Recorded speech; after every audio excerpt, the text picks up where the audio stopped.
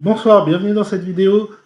Alors, dans cette vidéo, on va parler de quelque chose de différent de ce que l'on voit d'habitude avec mes analyses donc, sur le Bitcoin et mes screeners sur les cryptos, puisqu'ici, en fait, je vais vous présenter une stratégie. Donc, en fait, j'élabore depuis 2 ans. Donc, je travaille dessus depuis 2 ans et même je suis passé en réel dessus déjà il y a un bon moment. Sauf que euh, voilà, en fait, cette stratégie-là, je l'améliore en fait, je l'ai améliorée dans le temps, si vous voulez. J'ai ajouté des choses qui me permettent en fait de la rendre beaucoup plus fiable et intéressante. Alors, je vais, c'est une première partie parce que il y a plusieurs stratégies en fait dans ce tableau-là. Il y a même trois. Enfin, il y a la stratégie Bitcoin, il y a la stratégie du fond et de base et celui optimisé. Alors moi, je vais vous expliquer la stratégie appliquée sur le Bitcoin et vous allez voir une stratégie bis sur le Bitcoin dans cette vidéo. Et on va s'arrêter là pour cette première vidéo.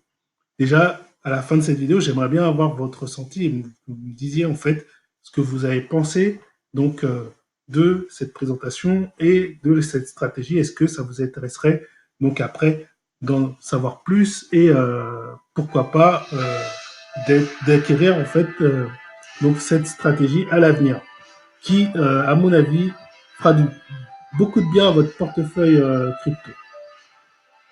Alors, je fais une petite pause parce que je vais répondre à mon téléphone. Bon, super, on m'a dérangé, c'est pour rien, euh, c'était un truc de fraude là. Enfin, c'était les opérateurs téléphoniques qui vous appellent pour rien. Donc, bref.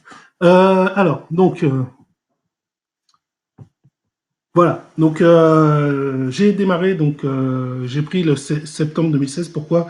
Parce que c'était une période où j'ai commencé à vraiment investir dans le crypto-monnaie. C'est à partir de là que je me suis vraiment dit, là, faut que je me focalise sur les cryptos. Donc, voilà. C'est à peu près cette période de fin d'année où j'ai vraiment commencé à me dire, voilà, là, faut que j'y aille. Et, euh, voilà, donc septembre 2016.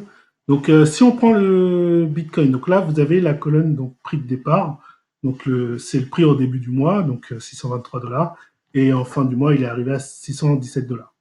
Mon capital de départ, par exemple, disons que j'investis 10 000 euros, j'ai pris le prix, c'est un peu un prix de base quand on parle en finance. Quand on vous présente des choses en finance, on vous présente souvent les choses avec 10 000 euros de prix d'investissement. Voilà. Alors bien sûr, si vous mettez 1000 euros, ce sera les mêmes résultats, sauf que ce sera en finalité, vous aurez 10 fois moins, c'est tout. Mais vous aurez la même performance que quelqu'un qui met 10 000 ou 100 000 euros, ou même 1 million d'euros. Il n'y a pas de problème. C'est simplement un prix voilà, pour imaginer les choses. Voilà, donc ensuite, vous avez le ROI qui, en fait, ce serait plus, j'aurais dû mettre pour performance. C'est la performance en pourcentage. Ensuite, vous avez le gain, ce que ça vaut en euros. Donc, au niveau performance, c'est la performance en euros. Donc, j'ai mis gain perte net et le capital à la fin du mois. En début de mois, capital fin de mois. Donc, on voit en septembre 2016, par exemple, qu'on aurait fait donc, une performance négative de moins 0,90%, donc moins de 1%. On aurait perdu 90 euros sur les 10 000 euros, donc on serait retrouvé avec 9 910 euros. En mois d'octobre, on serait passé, vu que le cours avait passé de 617 dollars à 695 dollars, ce qui fait une performance de 12,64%. Notre portefeuille serait passé de 9 910 dollars à 11 162 dollars, ce qui fait un bénéfice net de 1252 euros. Pardon, j'ai dit dollars, mais c'est en euros. Ensuite, donc voilà, bon, etc., etc., après 10%, 20%, etc., etc. On a même du 57%, du 82%. Voilà, c'était la meilleure performance a été 82% apparemment dans toute cette période. Et alors, ce qu'on peut voir, c'est que le capital, il est monté à un moment, donc alors ici en décembre 2017, fin décembre 2017, il est monté à 274 000 euros avec 10 000 euros investis au départ. Donc c'est plus de 10 fois, c'est plus de 20 fois, c'est 27,4 fois, 48 fois son investissement. C'est énorme, c'est vraiment énorme. Imaginez, vous avez mis 10 000 euros et vous vous retrouvez avec 274 000 euros. Alors, je vais vous avouer un truc.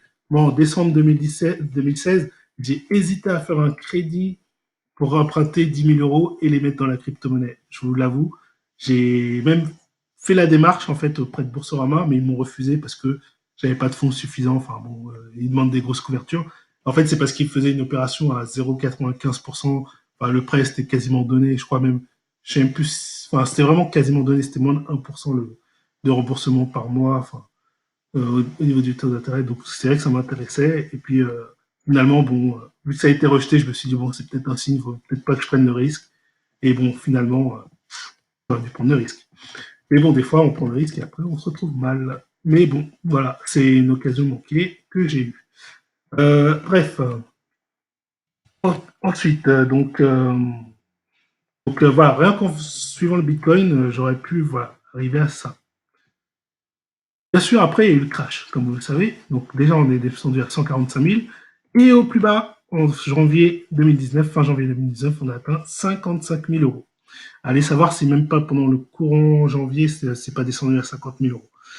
Donc c'est quand même une chute colossale. Parce que là, je pense que vu que le prix il était à 17 000, on sait qu'on est monté quasiment à 20 000 dollars. Ça veut dire que ici, on était certainement au-dessus des 300 000 euros.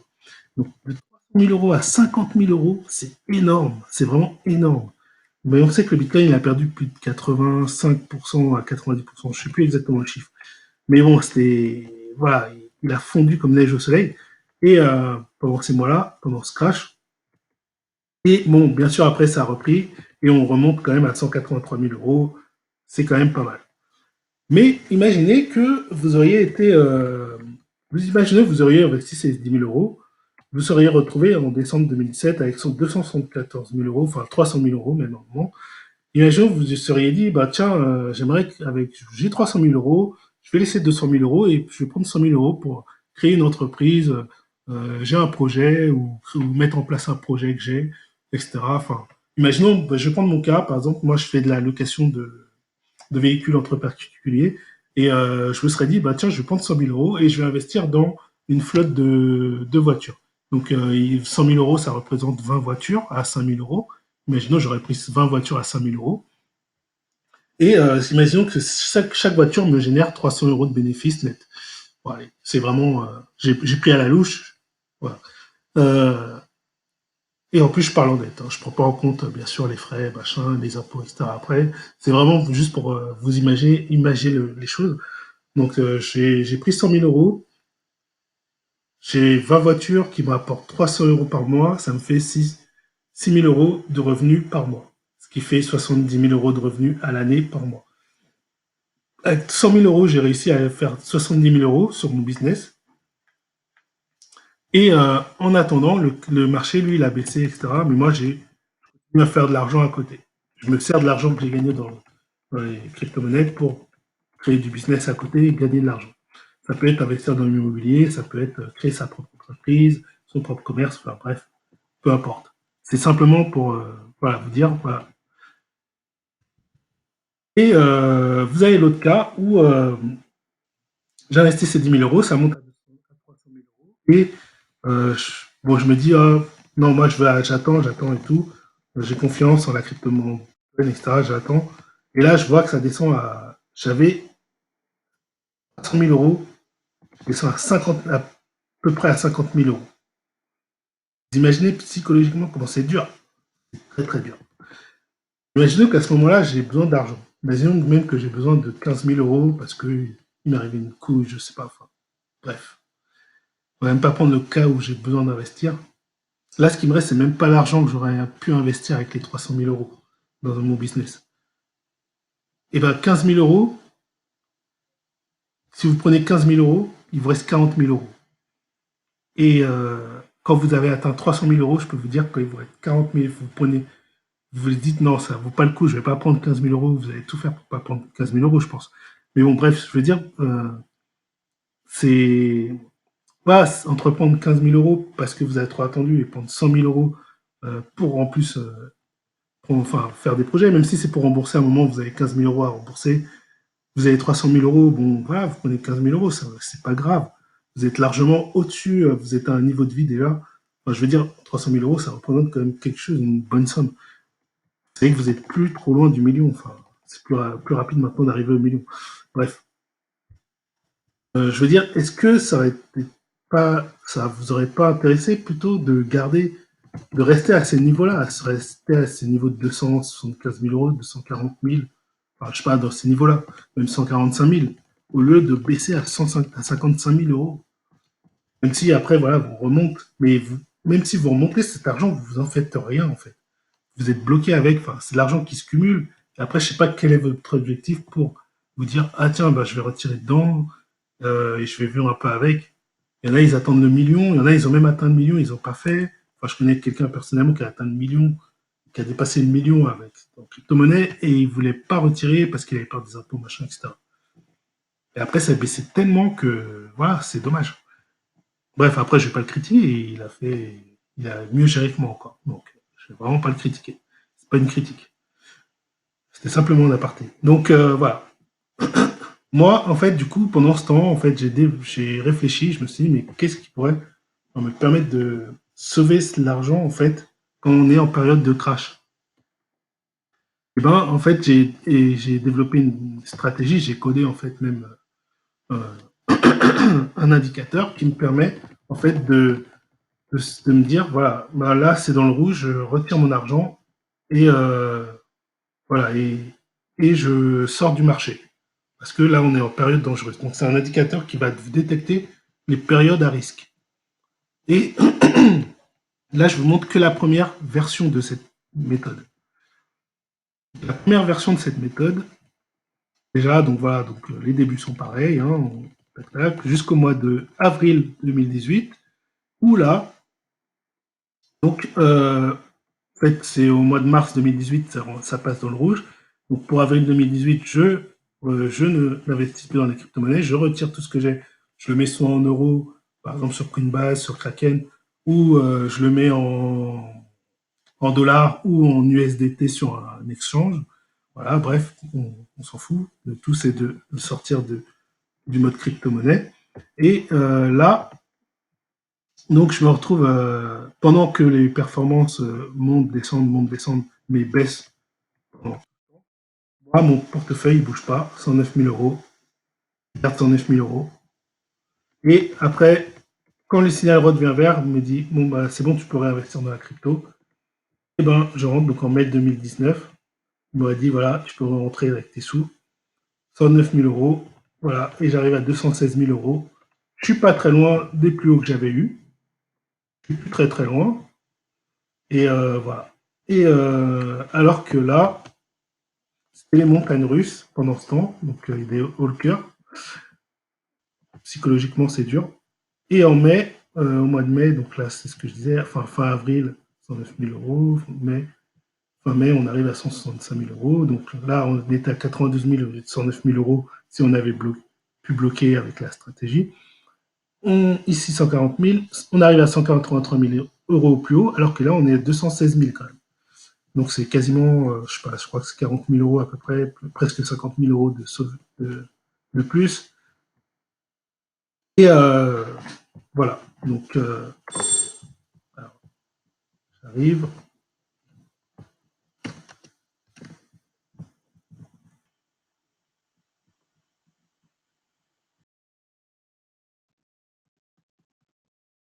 Voilà, donc on passe en...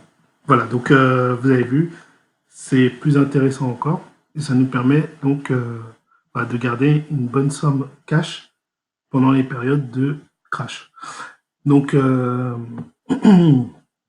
après, voilà, bon, comme je vous ai dit, après j'ai d'autres stratégies que j'ai optimisées par rapport à ce principe de cash, mais aussi c'est des stratégies un peu différentes qui prennent en compte plusieurs crypto-monnaies, etc.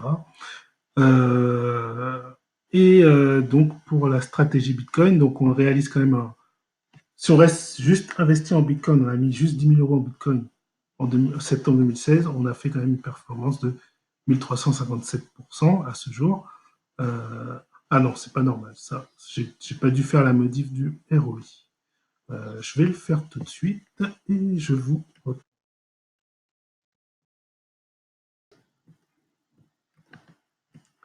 Donc, on aurait fait une performance de 1737%.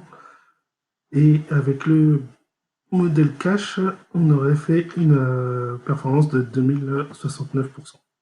Donc bien sûr plus élevé, ce qui est logique, vu qu'on a vu que les résultats étaient meilleurs.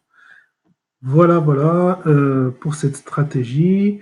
Donc après, effectivement, comme je vous ai dit, j'ai d'autres stratégies. Donc voilà, dites-moi si après, si déjà ce concept-là vous parle, si c'est quelque chose qui vous intéresserait, que vous aimeriez voilà, avoir pour vous, pour performer et pour protéger votre capital en même temps. Donc, c'est un peu un mode anti-crise, hein, à la fois performant et anti-crise. Donc, et en plus, ce n'est que la version de base que je vous ai montrée. C'est que la première version, en fait, j'ai deux autres versions qui sont beaucoup plus, euh, même trois autres versions en réalité, qui sont beaucoup plus performantes. Performantes et qui protègent encore mieux le portefeuille. Voilà. Donc je pense, enfin, d'ailleurs, je pensais faire une prochaine vidéo où je vous montrerai donc la différence entre ces trois variantes. Plus élaborées. Mais dites-moi d'abord si ça vous intéresserait d'en savoir plus. Et voilà. Allez, bah, j'arrête cette vidéo. Merci de m'avoir écouté. Merci pour... et puis, bon investissement. Et je vous dis à bientôt. Ciao.